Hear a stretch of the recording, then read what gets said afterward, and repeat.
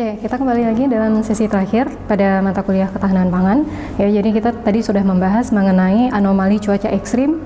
Ya, jadi anomali cuaca ekstrim ini dapat mempengaruhi beberapa komoditi pangan seperti penurunan produktivitas yang pada akhirnya dapat menyebabkan hasil panen menurun dan tidak dapat memenuhi kebutuhan masyarakat.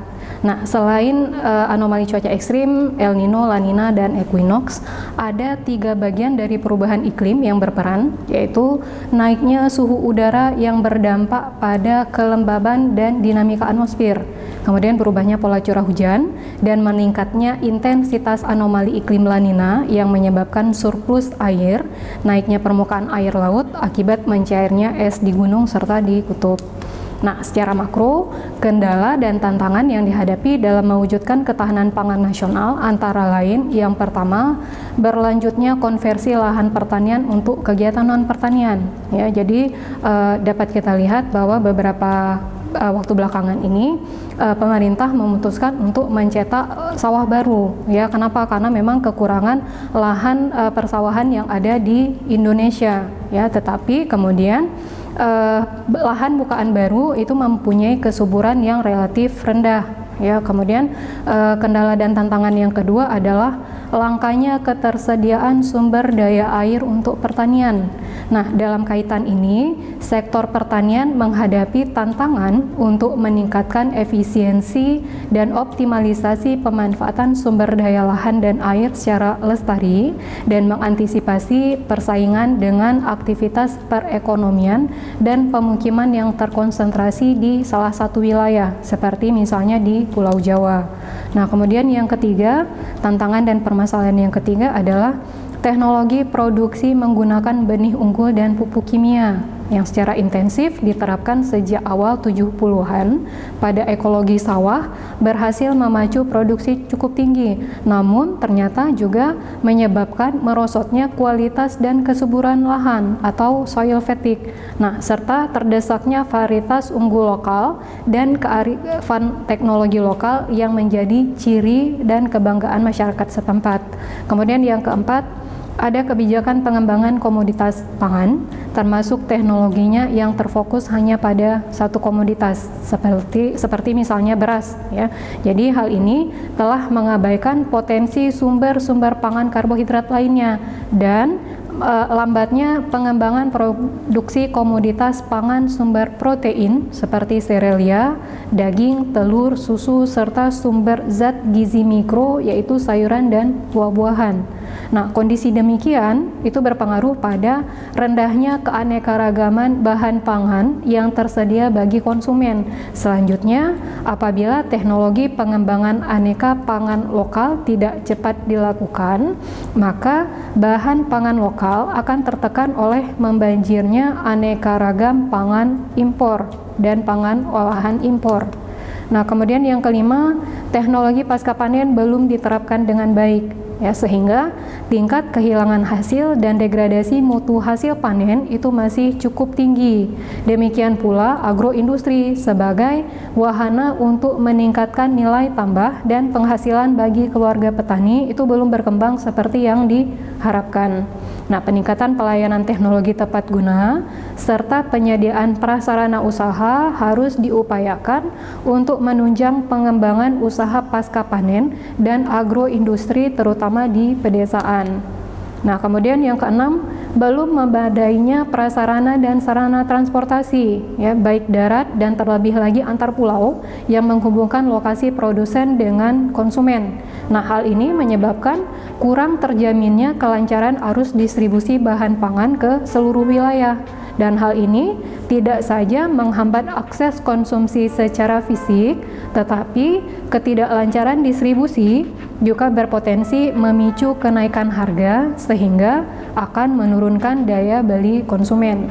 Nah, ketidaklancaran proses distribusi juga di satu sisi merugikan produsen, ya, karena di samping biaya distribusi yang mahal, potensi kerugian akibat karena rusak atau susut selama proses pengangkutan ini juga cukup tinggi.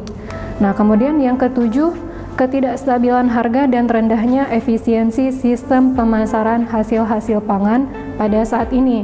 Nah, ini merupakan kondisi yang kurang kondusif bagi produsen maupun konsumen, ya Jan. Dan hal ini antara lain disebabkan karena lemahnya disiplin dan penegakan peraturan untuk menjamin sistem pemasaran yang adil dan bertanggung jawab, terbatasnya fasilitas perangkat keras maupun lunak untuk membangun transparansi informasi pasar, serta terbatasnya kemampuan teknis institusi dan pelaku pemasaran.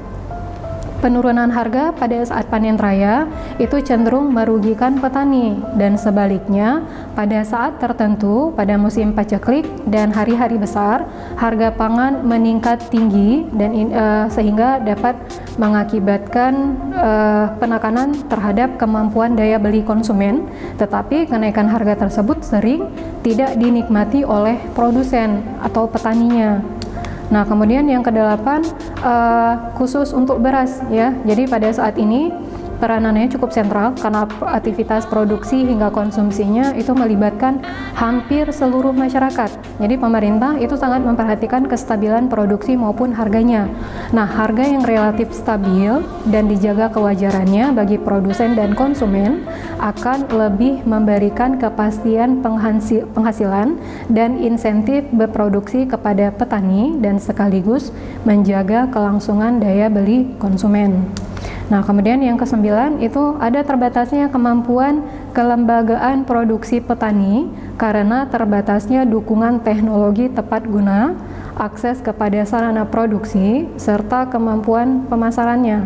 Nah, tantangan bagi institusi pelayanan yang bertugas adalah memberikan kemudahan bagi petani dalam menerapkan iptek, kemudian memperoleh sarana produksi secara tepat dan membina kemampuan manajemen agribisnis serta pemasaran untuk meningkatkan kinerjanya, memfasilitasi pengembangan usaha dan pendapatan petani secara lebih berhasil guna.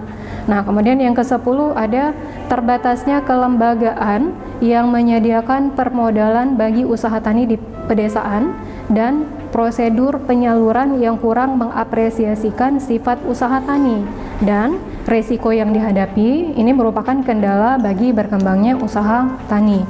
Nah, kemudian bagaimana solusi permasalahan ketahanan pangan di Indonesia? Jadi upaya mewujudkan ketahanan pangan nasional itu tidak terlepas dengan kebijakan umum pembangunan pertanian dalam mendukung penyediaan pangan terutama dari produksi domestik. Jadi dalam kerangka demikian, upaya mewujudkan ketahanan pangan dan stabilitasnya termasuk penyediaan dari produksi domestik itu identik pula dengan upaya meningkatkan kapasitas produksi pangan nasional dalam pembangunan pertanian serta kebijakan pendukung lain yang terkait. Nah, ada beberapa strategi umum pembangunan pertanian itu yang tujuan utamanya untuk memajukan agribisnis, ya, yaitu membangun secara sinergis dan harmonis beberapa aspek. Itu yang pertama adalah industri hulu pertanian yang meliputi pembenihan dan input, kemudian produksi lainnya dan alat mesin pertanian, kemudian ada pertanian primer atau on farm.